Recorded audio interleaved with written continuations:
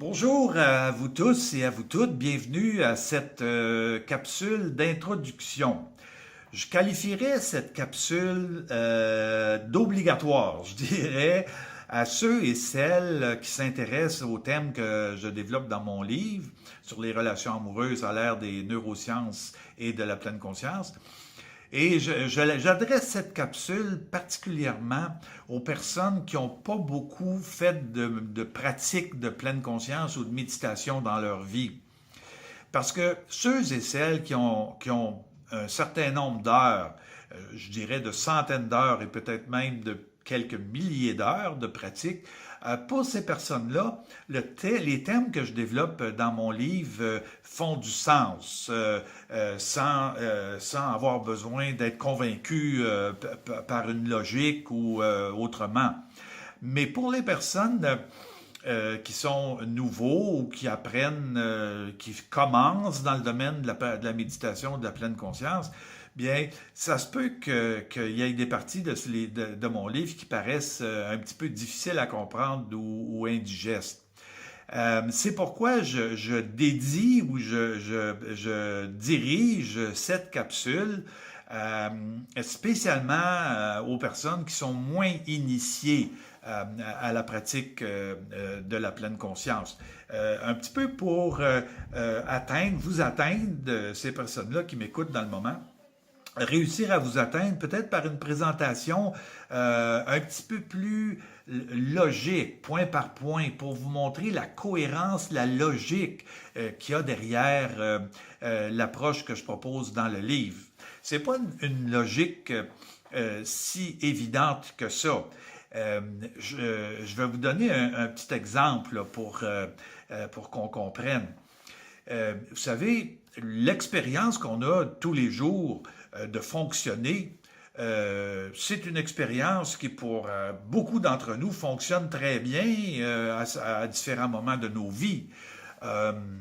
On croit pas que c'est nécessaire de découvrir un autre sens de la vie ou bien donc de découvrir une autre vérité cachée derrière notre vie de tous les jours parce que la vie nous apporte suffisamment de défis, d'intérêts que on n'a pas besoin de penser qu'il y a peut-être un autre sens un peu caché de nos existences.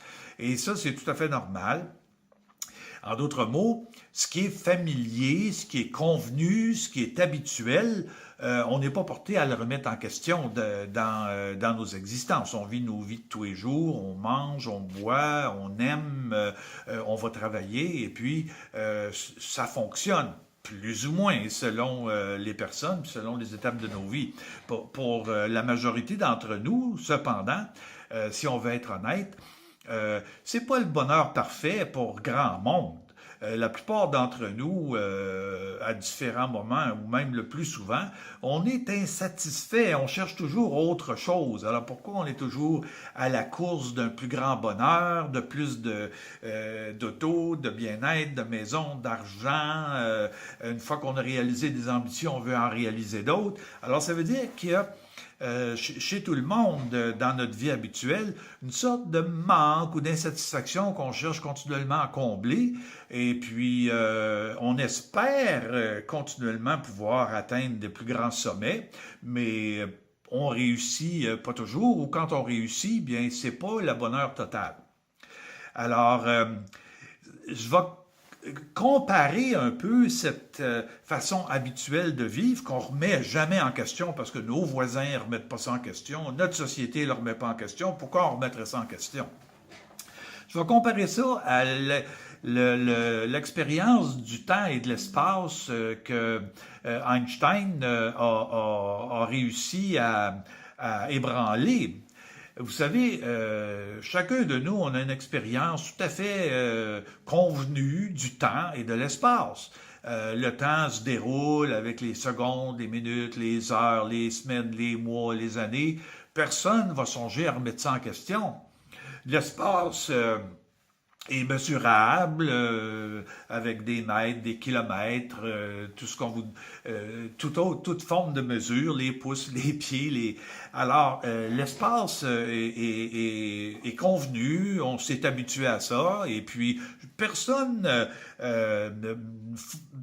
ne semble se soucier qu'il y a une autre notion ou d'autres notions du temps et de l'espace que le temps et l'espace avec lesquels on est familier, qui est convenu pour tout le monde. Alors, on vit avec ça et puis on pense que c'est ça qui est la vérité, c'est notre conception du temps et de l'espace. Pourtant, Einstein est arrivé et il a découvert que le temps et l'espace, la vérité du temps et de l'espace, n'était pas l'expérience commune du temps et de l'espace. L'espace-temps est courbé et tout à l'intérieur de l'espace-temps, on ne peut pas mesurer d'une façon si exacte que ça parce que tout est relatif. On est situés les uns par rapport aux autres et il n'y a pas un point de vue sur lequel on peut s'appuyer pour s'assurer qu'on a une mesure absolue. La seule mesure absolue, c'est à peu près la vitesse de la lumière. Alors, que l'espace-temps soit courbé, personne d'entre nous, dans notre vie quotidienne, ça change grand-chose. On s'en aperçoit même pas, on s'en occupe même pas. Pourtant, ce dont on ne s'occupe pas est la vérité. On l'a découvert encore dernièrement avec la découverte d'un trou noir. C'est la conception de l'espace-temps d'Einstein qui nous a permis de découvrir ça. Et c'est réellement vrai. Il y a un trou noir et il y a des trous noirs. Donc, qu'est-ce que ça veut dire? Ça veut dire que la vérité n'est pas nécessairement ce qui est familier. Et c'est la même chose du point de vue de la pleine conscience et de l'expérience du moi. Je vais essayer de vous démontrer que ce qui est familier, ce qui est convenu, n'est pas nécessairement la vérité, et que la vérité est tout autre que ce qu'on croit être. Alors, voilà mon premier point, pour un peu susciter la curiosité. Vous savez, quand on y pense bien, l'expérience d'être un moi est assez approximative, si on veut être honnête. On est toujours en train de se rassurer, c'est-tu bien moi, je suis plus le même, des fois on a honte, on a une expérience d'un moi négatif, des fois on est fier, on a l'expérience que notre moi est positif. Alors, l'expérience d'être un moi est assez variable, on peut dire elle est, mettons, approximative. Notre expérience de la réalité est un peu semblable. On se fie sur nos connaissances, sur nos feelings, sur nos ressentis pour établir notre rapport à la réalité. Et c'est sûr que nos ressentis, nos connaissances de la réalité, comme on est à peu près continuellement dans le même espace géographique, à part de quand on voyage, bien, ça devient des expériences convenues, des expériences familières. Mais ça ne veut pas dire pour autant que notre moi est si sûr ou est si solide que ça. On croit que notre moi est tout à fait solide. On croit à nos perceptions. Je crois à mes perceptions, ce sont bien les miennes. Mes pensées, ce sont bien les miennes. Mes opinions, mon imagination, c'est bel et bien moi qui pense, qui marche, qui imagine. Alors, on se rassure continuellement que ce moi-là est toujours le même. Même que ce moi-là, dans notre expérience habituelle de tous les jours, on le valorise beaucoup. Il y a toutes sortes d'expériences qui démontrent qu'on va beaucoup personnaliser plutôt que d'attribuer notre expérience à des facteurs. Juste pour vous donner quelques petites expériences qui ont été faites, mettons, on distribue à deux groupes, à un groupe une tasse de café chaud et à un autre groupe un verre d'eau froide. Et on demande aux deux groupes de réagir à une scène où on montre, par exemple, de la pauvreté et puis où des êtres humains vivent des choses qui les font souffrir. Et là, on demande à chaque groupe comment ils réagissent. Bien, du côté des gens qui ont un café chaud, on montre plus d'empathie et de compassion que chez les gens qui ont un verre d'eau froide. Alors, il y a un facteur qui fait que la perception est différente. Le réconfort du café chaud rend plus compatissant. La froideur de l'eau nous rend un petit peu plus inconfortable, donc moins compatissant. Et par contre, le groupe qui était compatissant n'a pas hésité à s'identifier comme des personnes compatissantes, plus compatissantes que l'autre groupe. Alors, la tendance à se croire et puis à oublier les facteurs, mais à croire que ça vient de notre moi, que ça vient d'un petit bonhomme compatissant à l'intérieur de nous, est là, et c'est comme une illusion. Dans le fond, c'est un facteur qui a joué, mais on croit que c'est soi-même, c'est notre moi qui est compatissant puis qui est généreux. Même chose, on se valorise beaucoup, par exemple, on a fait une expérience à propos des gens qui conduisent des autos, et puis on observe les capacités, les habiletés des gens à conduire des autos, et puis on distribue le monde sur une courbe normale de conducteurs d'auto. Par contre, quand on demande à un groupe de s'évaluer en tant que conducteur, bien, le groupe, quand on fait l'évaluation soi-même, on ne correspond pas à la courbe normale qui est la réalité. On s'évalue beaucoup meilleur chauffeur que la réalité. Alors, encore une fois, on s'attribue une valorisation qui n'est pas là dans la réalité. Il y a une illusion là-dedans. Prenez un autre exemple très simple dans notre vécu. Supposons que vous êtes dans une file à l'épicerie ou n'importe où. Est-ce que le sentiment que notre moi est pas plus important que celui des gens qui nous font traîner ou qui nous ralentissent en avant de nous autres? On aurait tous tendance à penser mon agenda est meilleur que la personne qui est en train de payer à la caisse, et on se croit réellement plus important que les autres, et la réalité c'est qu'on voudrait bien passer en avant, on se valorise plus que tous les autres. Alors, notre moi vient d'une certitude qu'il s'agit bel et bien d'un petit bonhomme qui est un petit Fernand à l'intérieur de moi, ou un petit Michel à l'intérieur d'un Michel, ou une petite Lucie à l'intérieur d'une Lucie. Mais il n'y a rien de tel. Il y a beaucoup de facteurs qui jouent, et on s'aperçoit que le moi est largement illusoire. Je vais faire un petit test avec vous pour démontrer ça. Et puis, je vais vous lire une description d'un moi, et vous me direz, vous me le direz pas, mais vous demanderez si vous vous reconnaissez là-dedans. Alors, je commence la lecture. C'est un test, une expérience qui a été faite aux États-Unis. Alors, voici comment on décrit votre personnalité. Vous avez besoin d'être aimé et admiré, et pourtant vous êtes critique envers vous-même. Vous avez certes des points faibles dans votre personnalité, mais vous savez généralement les compenser. Vous avez un potentiel considérable que vous n'avez pas encore utilisé à votre avantage. À l'extérieur, vous êtes discipliné et vous savez vous contrôler. Mais à l'intérieur, vous avez tendance à être préoccupé et pas très sûr de vous-même. Parfois, vous vous demandez sérieusement si vous avez pris la bonne décision ou fait ce qu'il fallait. Vous préférez une certaine dose de changement et de variété et devenez insatisfait si on vous entoure de restrictions et de limitations. Vous vous flattez d'être un esprit indépendant et vous n'acceptez l'opinion d'autrui que dûment démontrée. Vous trouvez qu'il est maladroit de se révéler trop facilement aux autres. Par moments, vous êtes très extraverti, bavard et sociable, tandis qu'à d'autres moments, vous êtes introverti, circonspect et réservé. Certaines de vos aspirations se révèlent parfois être assez irréalistes. Alors, on demande aux participants, à ceux qui ont fait l'expérience, et là je vous le demande à vous qui écoutez cette capsule, cette description vous correspond-elle?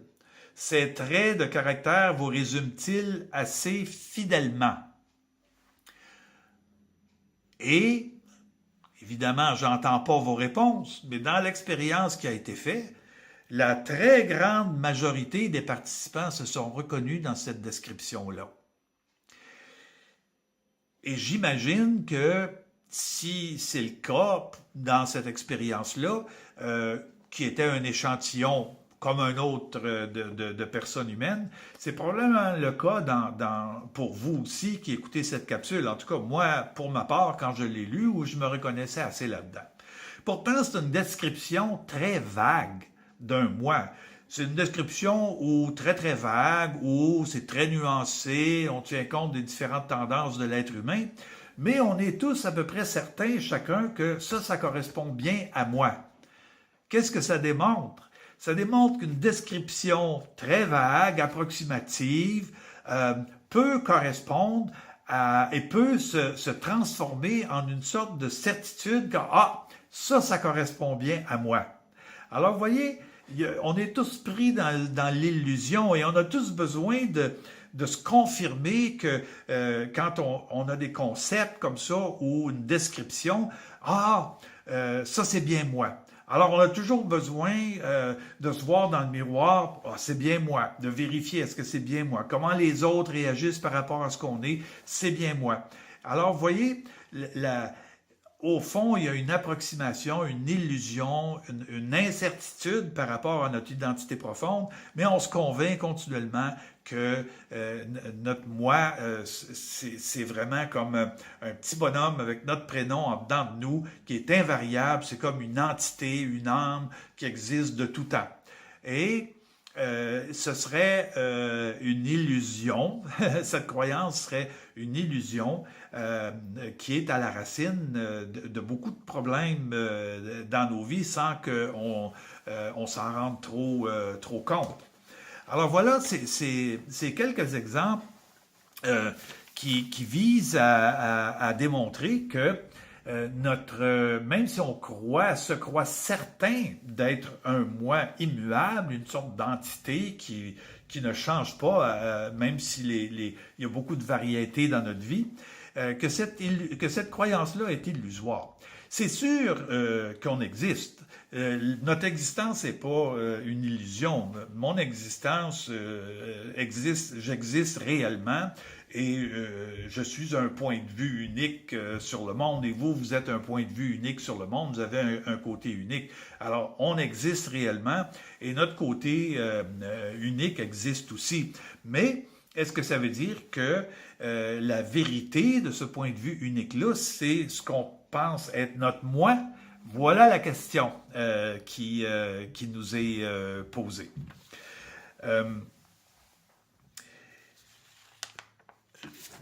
Maintenant, j'aimerais passer à un autre sujet, mais qui touche à ce sujet-là aussi. C'est que Bouddha, qui est l'ancêtre de ceux qui pratiquent la pleine conscience, voyait que les gens souffraient. On dit que c'est un prince qui vivait dans un palais et puis qu'il voulait être proche du monde, comprendre son monde. Alors il est sorti puis il est allé parmi le monde, il voyait la souffrance des gens. Dans ce temps-là, il n'y avait pas d'hôpitaux, puis il y avait des problèmes de santé, et puis il n'y avait pas trop de justice sociale. Alors il y avait beaucoup de souffrance. Qu'on le veuille ou non, même si on critique nos sociétés, on est parmi les sociétés où il y a beaucoup moins de souffrance que par le passé. Alors, Bouddha s'est demandé comment ça se fait que les gens, tout le monde vit en engendrant autant de souffrance, en tolérant autant de souffrance. Il doit y avoir une manière de souffrir moins. Alors, il est parti à la recherche d'une façon de moins souffrir. Alors, il s'est mis à méditer, à pratiquer la pleine conscience et par la conscience, Bouddha pensait arriver, et effectivement, il est arrivé à une connaissance de la vérité de l'être humain où on peut trouver en soi une ressource intérieure qui est la pleine conscience qui nous permet de souffrir beaucoup moins et d'être plus heureux. Alors, voyez, cette imprécision, cette approximation qu'est notre moi, Bouddha, lui, par la méditation, a voulu avoir une vérité beaucoup plus précise de l'être humain. Et effectivement, les personnes qui méditent, qui pratiquent la pleine conscience, découvrent, à force de méditer et de pratiquer, et à force de ne pas suivre le programme par défaut qu'on a dans notre cerveau, le problème habituel de tout le monde, qui est le cerveau de survie, où on cherche qu'est-ce qui est agréable, on fuit ce qui est désagréable, et on se pose pas trop de questions sur la vérité, on reste un peu ignorant sur la vérité ultime. Alors lui, Bouddha, il s'est mis à prendre conscience que c'est ça notre cerveau de survie. Mais au lieu de marcher avec la recherche effrénée de ce qui est agréable et puis l'aversion tout aussi effrénée mais négativement de ce qui est désagréable, lui a pris conscience de ce mécanisme-là à l'intérieur de nous. Et là, en prenant conscience, il n'était pas à la merci du cerveau de survie, du cerveau qui cherche à nous faire survivre en nous faisant croire continuellement que notre moi est très important et puis que pour survivre, il faut absolument accumuler ou chercher de façon effrénée ce qui est agréable, ce qui nous fait plaisir, et puis fuir ce qui nous fait souffrir. Alors, en quittant ce mode habituel de tout le monde, Bouddha atteint une sérénité, une certaine paix intérieure. Il expérimentait ce qu'il appelle une sorte d'équanimité, c'est-à-dire au lieu d'être comme des vagues, des hauts et des bas, des hauts dans le plaisir, des bas dans la souffrance. Et Bouddha ressentait une sorte d'équanimité, une sorte de calme devant tout. Sa conscience de la réalité devenait beaucoup plus claire. C'est-à-dire qu'au lieu de colorer le réel selon ce qui nous fait plaisir et ce qu'on n'aime pas, qui est souvent, on prête aux choses, on prête aux objets une réalité qu'ils n'ont pas. Il y a juste un petit exemple qui me vient en tête.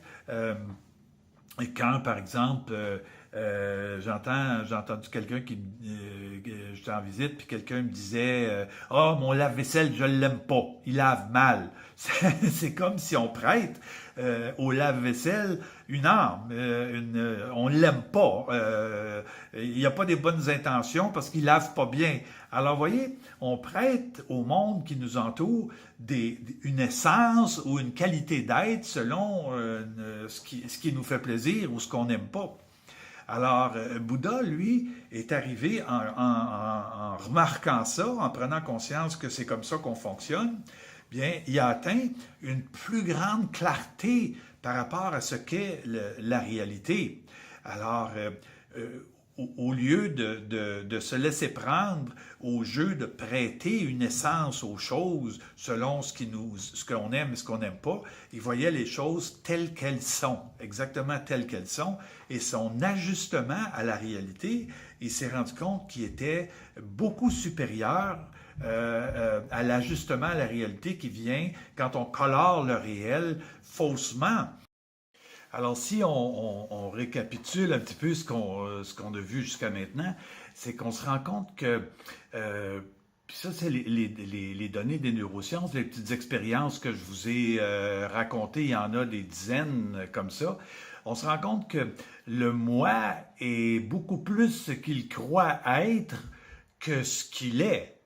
On ne peut pas se fier sur l'impression d'être un moi. Le moi se croit être quelque chose, il se confirme qu'il est quelque chose, il se valorise, il se dévalorise. Alors le moi repose beaucoup plus sur une croyance, une illusion sur ce qu'il croit être que ce qu'il est vraiment. Et ça, les neurosciences, à force d'observer comment notre cerveau fonctionne exactement, arrive à cette observation-là. D'ailleurs, dans la bibliographie que j'ai proposée dans mon livre, il y a un livre d'un auteur français, Monestès, qui s'appelle Libéré de soi. Libéré de soi. Et dans ce livre-là, il repasse une trentaine de recherches en neurosciences. Et puis, il arrive à cette conclusion-là qu'on peut même expérimenter notre moi de différentes façons, tellement il est accidentel et il se croit être ce qu'il est, mais que ce n'est pas une essence immuable, une essence qui serait le petit Fernand, le petit Louis, la petite Maryse, la petite Lucie. Non, le moi se croit être quelque chose. Et ces constatations-là que les neurosciences nous font observer aujourd'hui,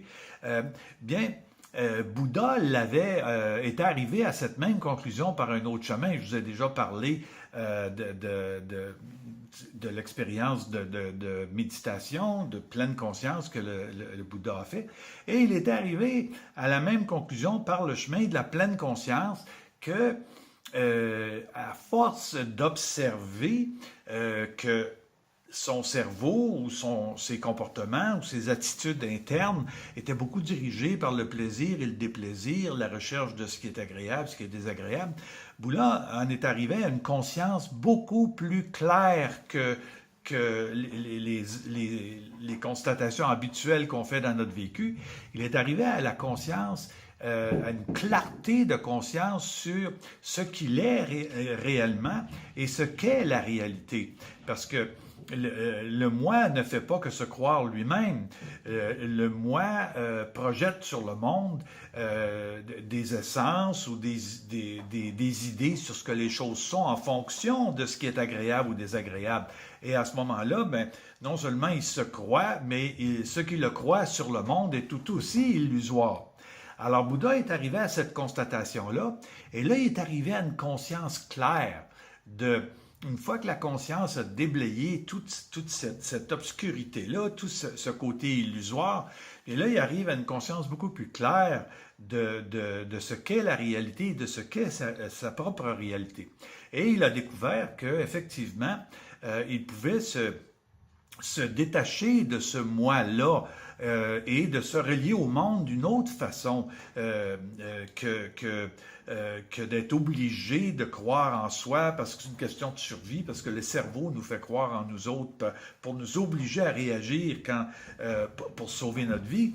Alors Bouddha, un peu éloigné de tout ce branle-bas de combat-là, qui est notre conscience ordinaire, au fond, arrive à cette conscience très claire du réel. Alors, comme on dit dans le bouddhisme, il voit les choses telles qu'elles sont. En anglais, as is, le réel as is, tel qu'il est, à la conscience. Et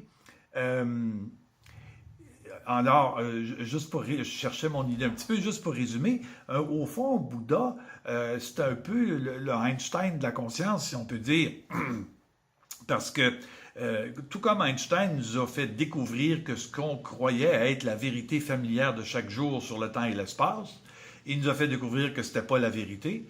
De même, Bouddha nous fait découvrir que la conscience ordinaire qu'on a et avec laquelle on vit chaque jour est pleine d'illusions. C'est très illusoire et que ce n'est pas la vérité ultime de la réalité et de ce qu'on est. Alors, c'est pour ça que le parallèle qu'on fait entre les deux est justifié. Mais l'important là-dedans, et je passe à cet autre point-là maintenant, c'est que avec cette clarté de conscience, en voyant la réalité telle qu'elle est et en voyant ce qu'on est, la réalité de ce qu'on est tel que l'on est, Bouddha arrive à une sorte de rapport à la réalité qui est comme fait de clarté, de compassion. En d'autres mots, il se sentait beaucoup moins comme un moi isolé devant un monde qui est là, comme un moi séparé d'un objet. Et il se sentait beaucoup plus un avec la réalité telle qu'elle était, et il vivait beaucoup moins cette séparation-là dont le moi illusoire a besoin pour continuer de croire en lui. Alors, Donc, le moi s'affaiblissait chez Bouddha, il était relié beaucoup plus à la réalité qui l'entourait, donc, et il surgissait spontanément de lui une sorte de compassion, une vision juste de la réalité, de ce qu'il était dans cette réalité-là. Et ça change cette nouvelle clarté, cette nouvelle vision de la réalité et de ce qu'on est comme être humain en lien avec la réalité, a des conséquences sur qu'est-ce que le bonheur et comment vivre nos vies. Alors, évidemment, si on vit nos vies dans la conscience ordinaire, puis avec un moi qui se croit être quelque chose, ben on cherche le bonheur en confirmant ce moi-là.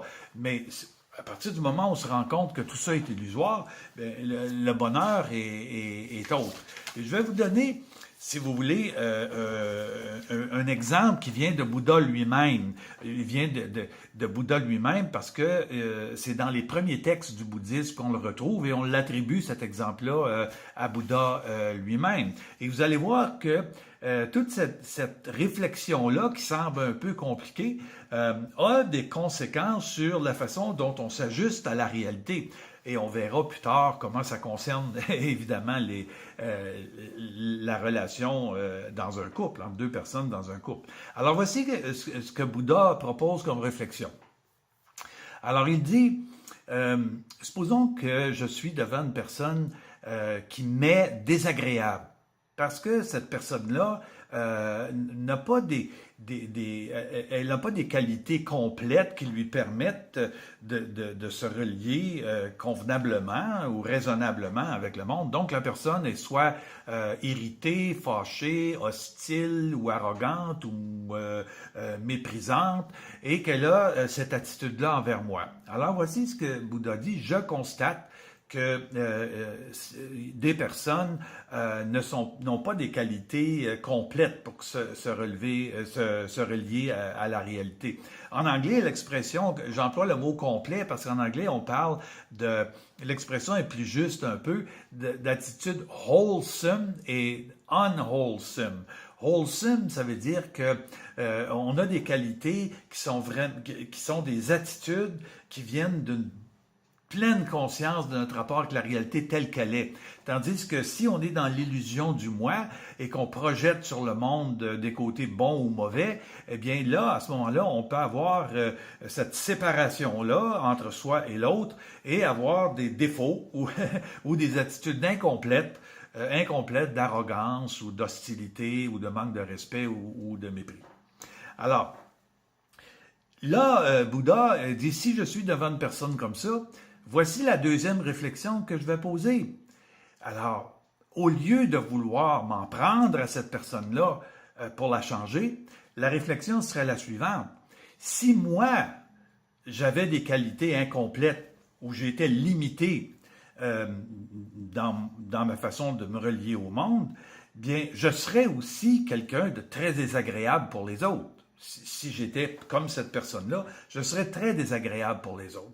Et voilà le shift que Bouddha nous invite à faire dans notre réflexion, c'est qu'au lieu de se considérer comme un moi qui est insulté parce qu'il croit en lui-même d'une certaine façon, illusoire, et qu'un autre ne confirme pas cette vision-là de moi en me respectant pas, bien au lieu de m'en prendre à l'autre personne, bien je réfléchis sur moi-même, comment mon moi est constitué, puis est-ce que j'ai vraiment des qualités moi-même si complètes que ça. Alors voilà la direction que Bouddha nous invite à suivre. Ensuite, Bouddha nous dit, la troisième réflexion que je me ferai, c'est je ne veux pas être incomplet. Je ne veux pas avoir tous ces défauts-là qui feraient que moi aussi, je serais désagréable à ceux qui m'entourent. Et je vais constater que si je ne réfléchis pas à moi-même, je pourrais moi aussi être dans l'illusion et croire que j'ai raison en étant arrogant, fâché, hostile, etc. Alors, je dois donc prendre conscience que je ne suis peut-être pas complet, moi non plus, et je vais donc faire un effort de conscience pour aller vérifier ça. Alors, je me pose la question, est-ce que j'ai des qualités complètes, wholesome, une attitude wholesome, qui me permettrait, moi, d'avoir des attitudes justes, une vision juste de la réalité avec les autres. Alors, c'est pourquoi, là, Bouddha nous dit qu'il faut faire un effort de conscience très honnête, se regarder tel qu'on est, regarder nos vies et regarder est-ce que j'ai toujours des qualités complètes dans mes attitudes en rapport avec les autres et avec le monde. Alors là, il ne faut pas se compter de blagues. Faut pas retourner à l'illusion que le moi est ce qu'il croit être. Donc, il faut sortir de ces croyances-là et regarder nos attitudes réelles. Et si je découvre que j'ai pas toutes les qualités complètes, si j'ai des qualités incomplètes, donc des attitudes qui viennent colorer le monde, que mon moi illusoire vient colorer le monde en choses que je préfère et choses que je veux négliger ou que je n'aime pas, bien, si je réalise que j'ai une attitude incomplète, des attitudes incomplètes, donc d'hostilité, de mépris, d'arrogance, etc., alors à ce moment-là, ce que Bouddha suggère, c'est d'admettre honnêtement que c'est le cas, de ne pas se condamner ou se blâmer pour ça, de ne pas faire comme si c'était pas important, de ne pas nier qu'effectivement j'ai de ces qualités incomplètes, et il nous suggère de passer beaucoup de temps à prendre conscience de ces constructions-là qu'on a à l'intérieur de soi, excusez le lapsus, à l'intérieur de soi, de ces défauts-là. Alors, ces défauts-là, des fois, on peut penser que c'est notre essence. Mais dans le fond, c'est pas notre essence, ce sont des habitudes qui, parce qu'elles sont familières et presque permanentes, ben là, on pense que c'est notre essence. Mais c'est pas vraiment notre essence, ce sont des habitudes, des constructions, donc, de ressentis, puis qui sont faites d'interprétation du ressenti, et à partir de là, d'action sur le réel. Alors voilà que Bouddha nous invite donc à faire cette recherche-là, et de cette manière-là, on peut en arriver à prendre conscience de nos défauts ou des qualités incomplètes qu'on a, et honnêtement, à ce moment-là, se mettre au travail pour transformer ces aspects-là de notre réalité et acquérir des qualités beaucoup plus complètes qui vont nous permettre de nous relier au monde. Alors, vous voyez le shift qui est présenté par le bouddhisme, par Bouddha, c'est que au lieu de réagir spontanément à quelqu'un qui a une attitude déplaisante à mon égard et d'entrer dans un conflit, mais je profite de cette vision-là de la réalité et je fais un travail pour moi-même pour éradiquer en moi ce qui est détestable chez les autres. Et de cette manière-là, je contribue à répandre autour de moi la vérité et la clarté de conscience, et donc une vision beaucoup plus juste de mes rapports avec les autres. Alors, vous voyez que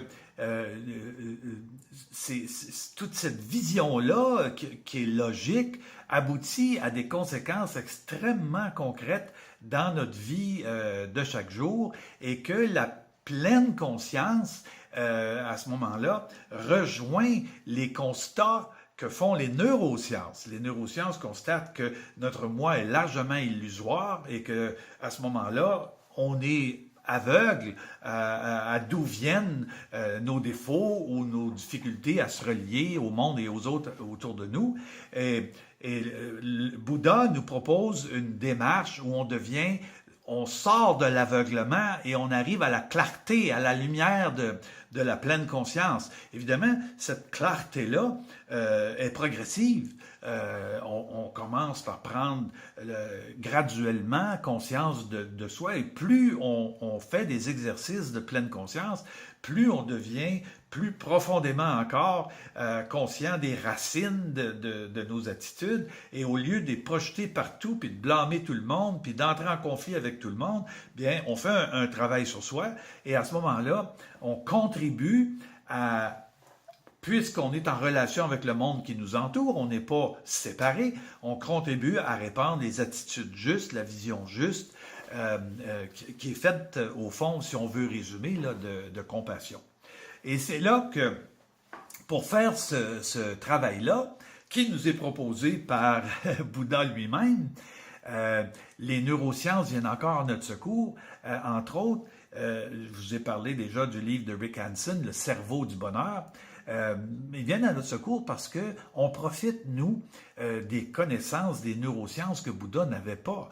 Alors, parce qu'il y a la recherche scientifique des 30, 40, 50 dernières années sur notre cerveau, et puis on sait que notre cerveau est fait de modules, de compartiments. Et entre autres, qu'il y a un module de survie qui est dominant, mais qui est très égoïste, qui est très orienté vers la confirmation perpétuelle de l'illusion que le moi croit être, pour qu'il puisse réagir à se sauver la vie continuellement. Alors, on a ce module-là, mais les neurosciences nous vont aussi constater qu'on a un module social, un module qui a été développé davantage dans la phase de l'évolution humaine où on vivait en société, en horde, et là, on a développé des qualités beaucoup plus complètes d'entraide, de compassion, d'écoute, d'attention, d'amour, d'amitié, de pardon,